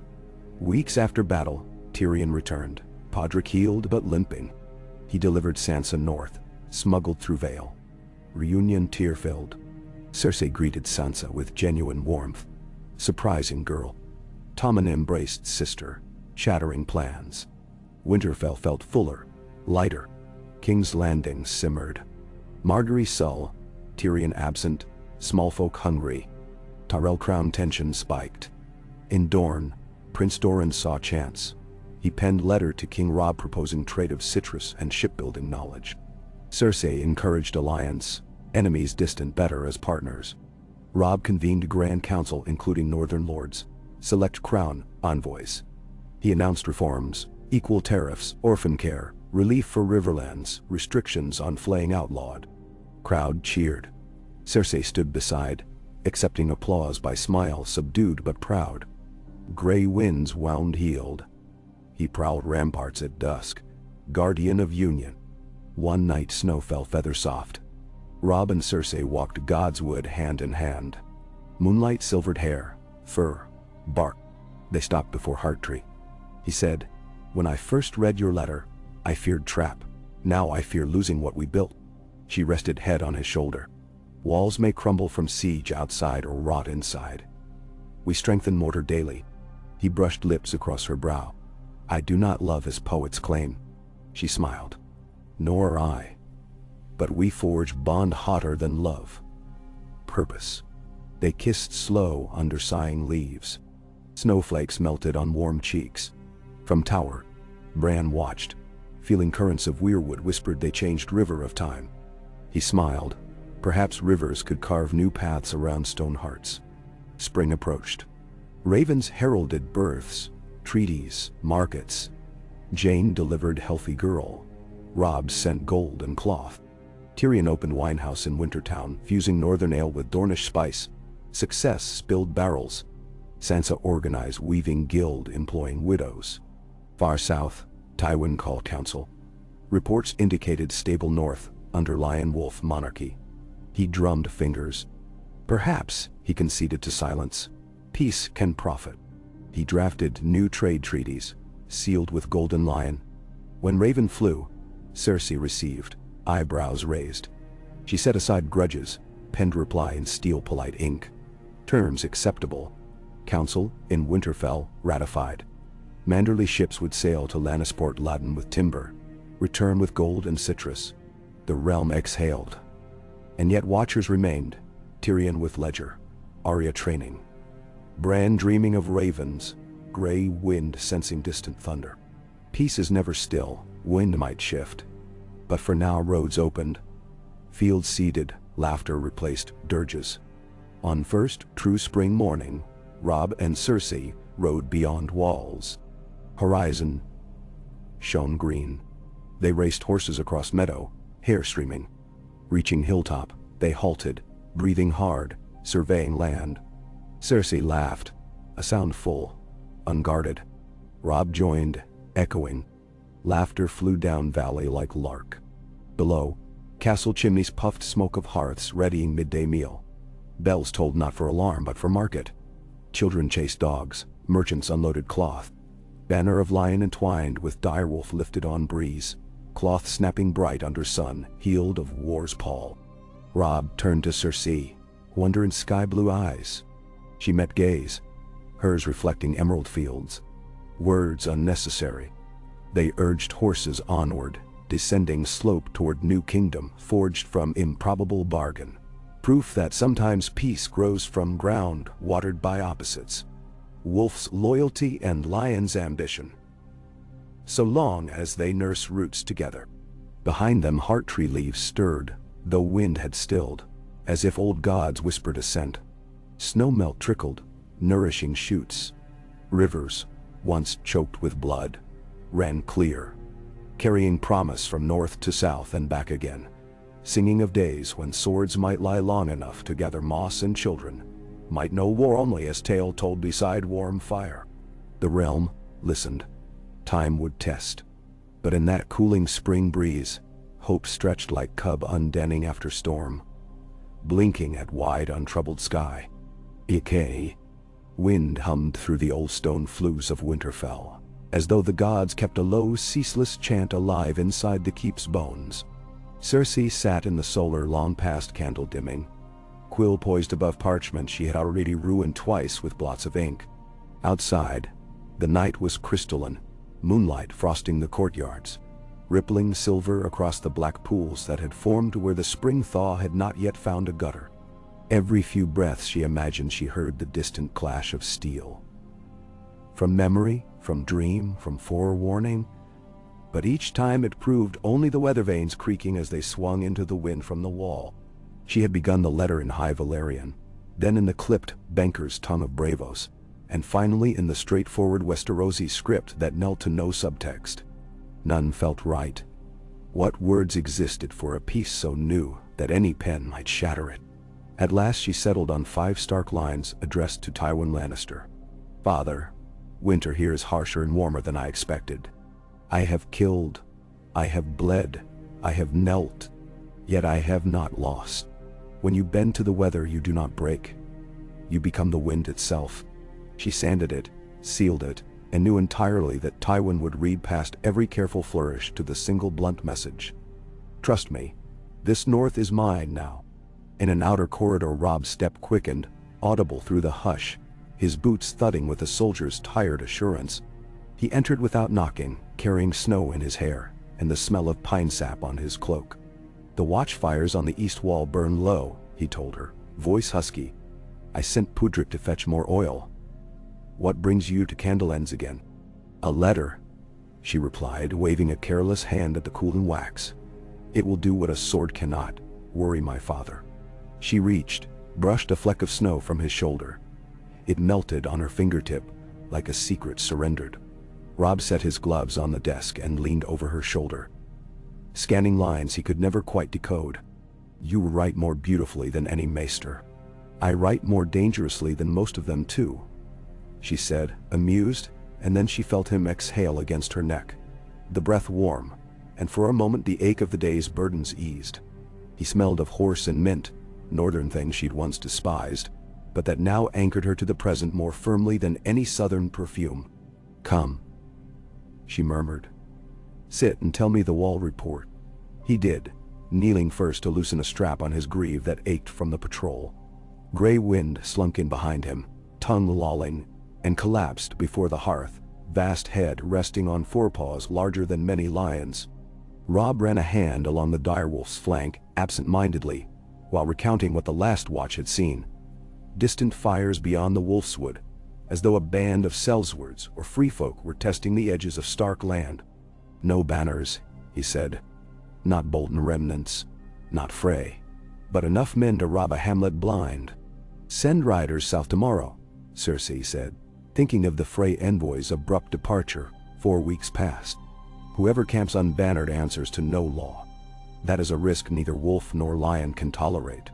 She let the sentence linger, knowing the men on those fires might in truth answer to Tyrell gold, or even Iron Bank copper, but this was not the hour for deeper suspicions.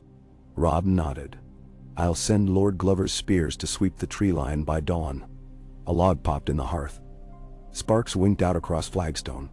Grey Wind's tail thumped once, reminding them that according to the old ways all talk of danger yielded eventually to the need for rest, and to the deeper truth that there was more to guard now than moats and ramparts. There was a fledgling union, a half-mended kingdom, and 2 children playing at archery in the yard who had no idea how fragile hope could be. Robb helped her to her feet. They crossed the corridor together to the privy chamber overlooking the inner yard, where moonlight painted the still unfinished orphan hall in ghostly blue. They watched stone masons' scaffolding stand like the cage of a heart, half-formed. Finish that roof before next snow, Robb whispered, or I'll have 50 small bodies in my hall by winter's edge. Let them come if they must, Cersei replied.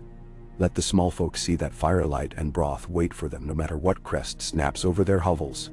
She rested her head on his shoulder, eyes following the slow flare of a torch far below.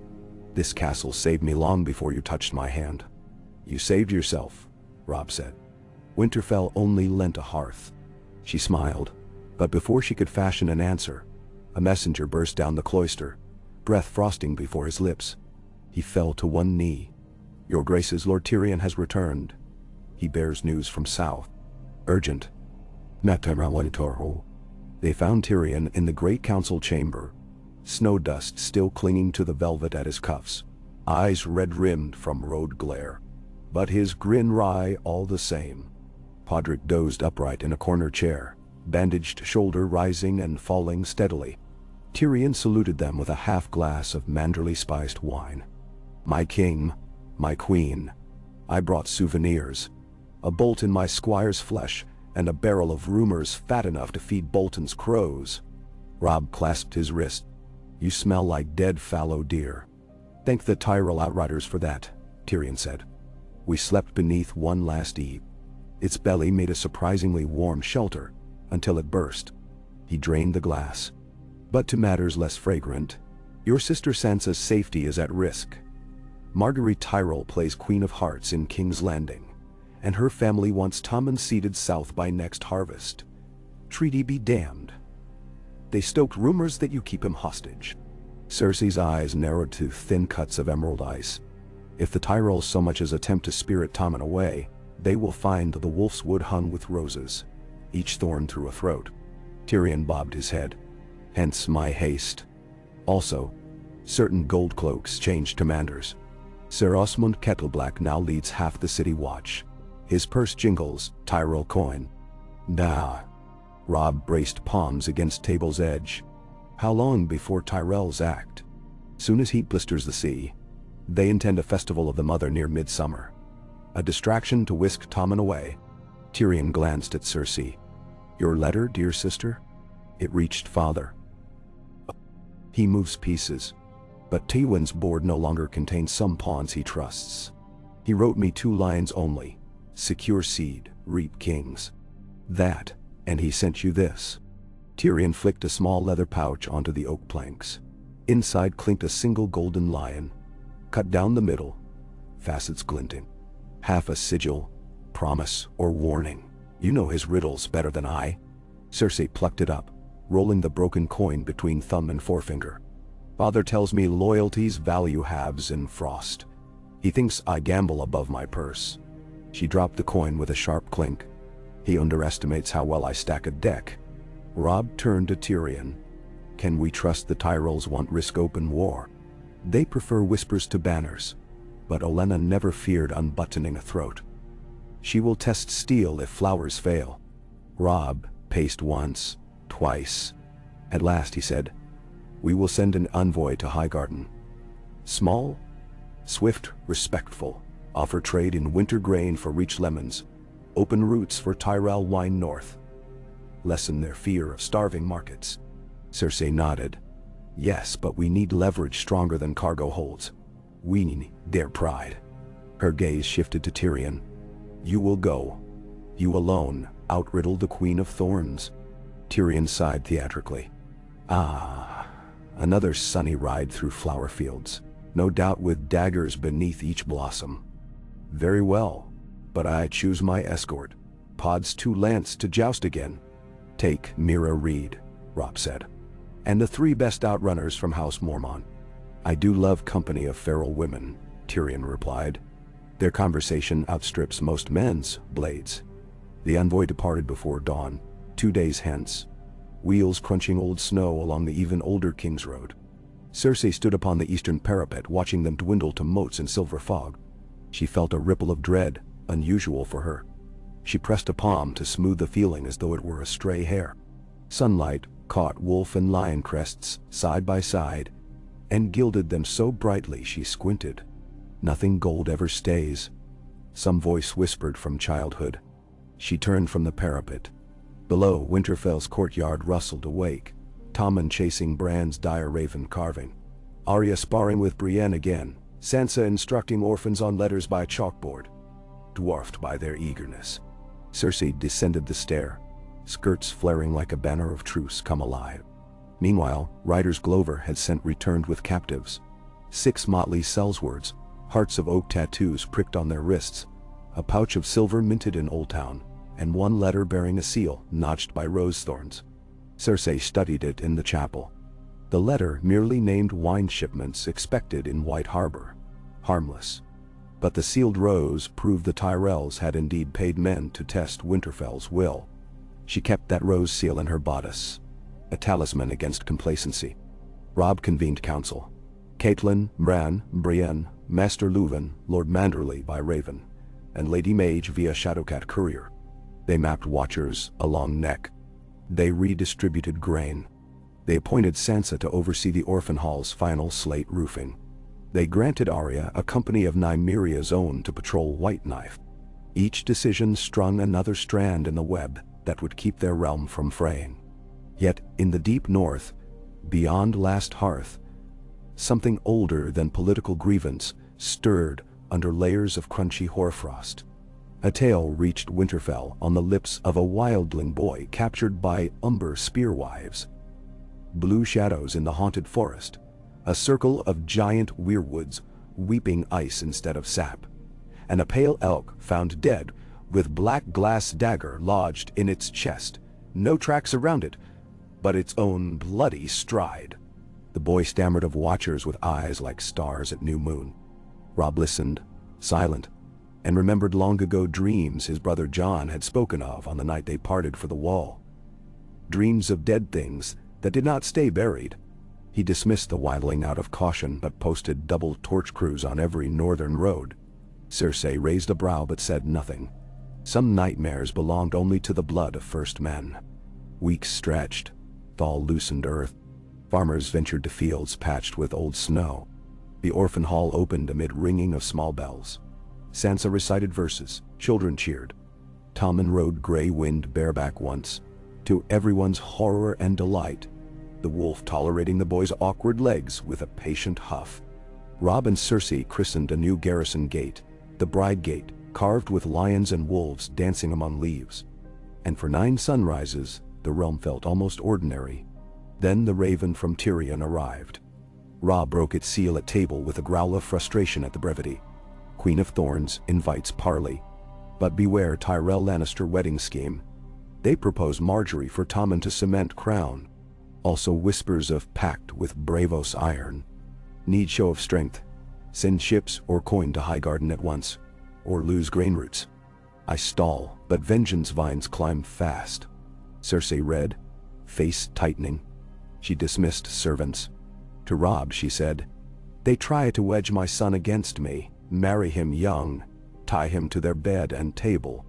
She paced, palace training leaking into her stride.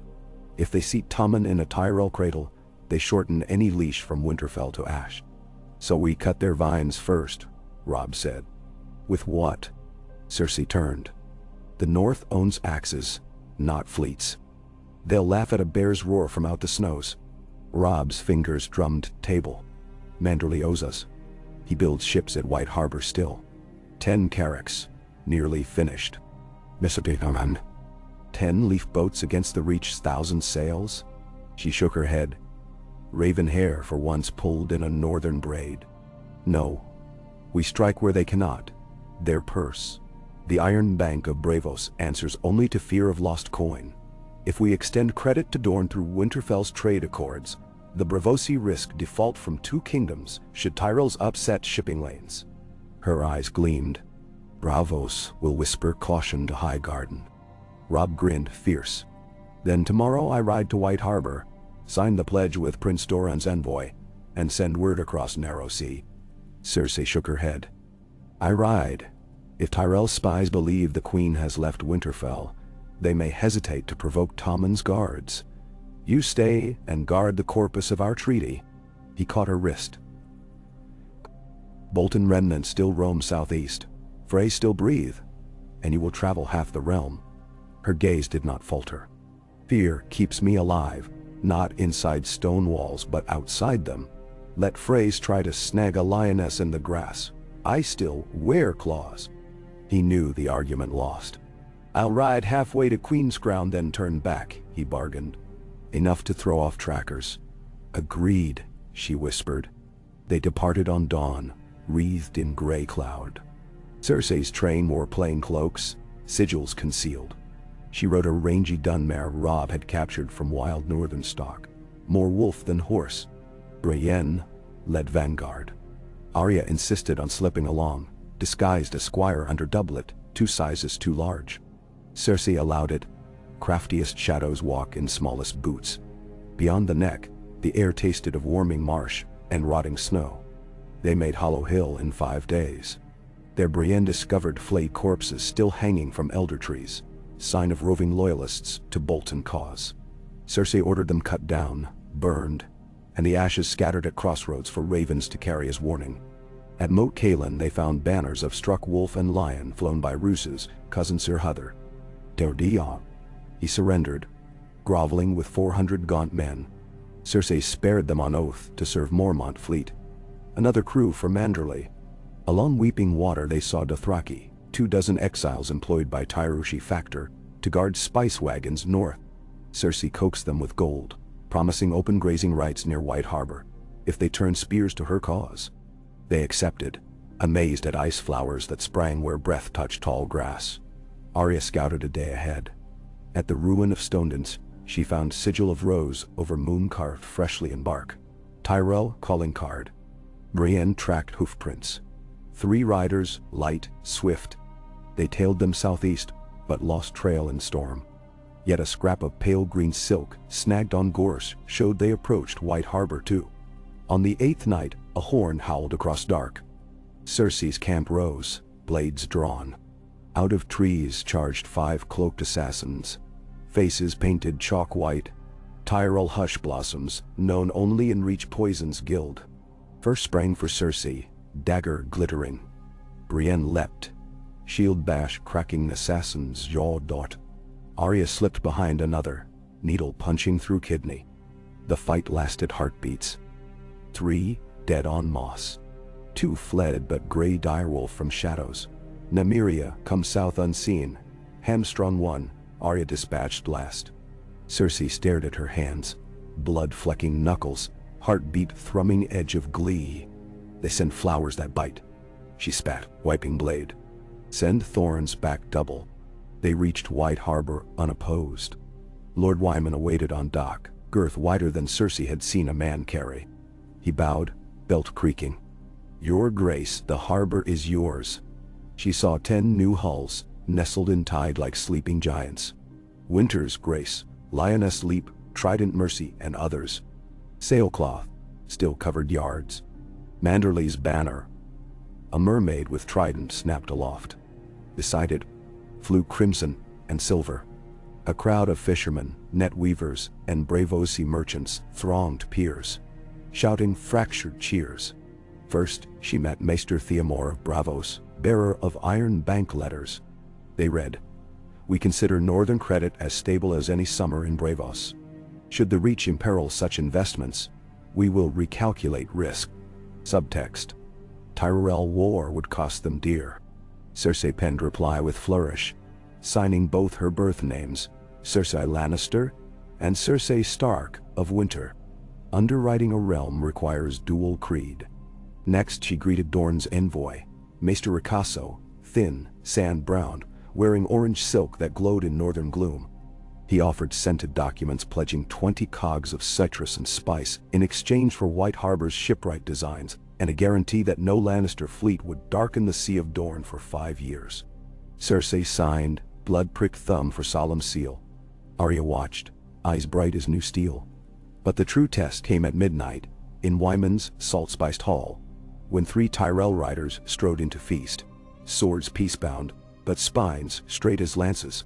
Their sergeant announced them as Sir Fulk Flowers, Sir Ermine Crane, and Lady Melora Hightowers, bastard nephew. They delivered a trimmed parchment, invitation for Queen Cersei to present Tommen at Highgarden's Blossom Harvest Fete, where betrothal could be formalized with Marjorie or her niece Eleanor. For the prosperity of the realm. Cersei read under Hall's hushed breathing. She folded letter once. "Tell Lady Margaery the winter of the north has a longer memory than the petals of her rose," she said, voice soft as frost. "My son hunts with wolves now. He does not return to cages golden or green." She handed parchment back. "Ride swift before tides turn." Sir Fulk bowed stiffly, but something flickered like relief. They left by dawn. Cersei then unfurled her counterstroke. She summoned scribes and in one night drafted charters. The Northern Dornish Trade Compact, co-sealed by Prince Doran. An edict granting Manderley exclusive rights to reach saffron import into the north. A letter to Iron Bank pledging repayment from Tyrell vineyards seized upon first Tyrell aggression. She loaded these on the fastest Braavosi galley, bound for Braavos and Sunspear both. The sea became her scribe. Morning found her on pier, wind whipping hair. Arya stood beside, eyes on gulls. "You think words beat swords?" the girl asked. "Words unsheathe swords where you want them," Cersei replied. She touched Arya's shoulder. "But knives in shadows still matter. Keep needle sharp." Back in Winterfell, Tommen practiced with Bran beneath watch of Maester and Nymeria both. Sansa oversaw Weaving Hall. Robb patrolled White Knife Gorge. All seemed steady until a raven staggered in, torn and half dead, feathers crusted in frost. The message, when re-inked, chilled every blooded man in the hall. East watch by the sea, Night's watch broken. Dead things march on ice. Send aid. Robb read aloud to assembled captains. An icy hush fell. Catelyn pressed a hand to mouth. Bran's face went ghost pale, the gift of green dreams awakening terror. The children of the forest had whispered warnings before. Now parchment proved them. Robb's first instinct was to ride north with every spear. Catelyn protested. Cersei away, the realm leaderless. Manderly absent, Tyrion absent. But Robb's memory of Jon on the wall pricked him like a brand. Honor to brothers past. He steadied voice. We send 500 picked men under Lord Umber to Castle Black.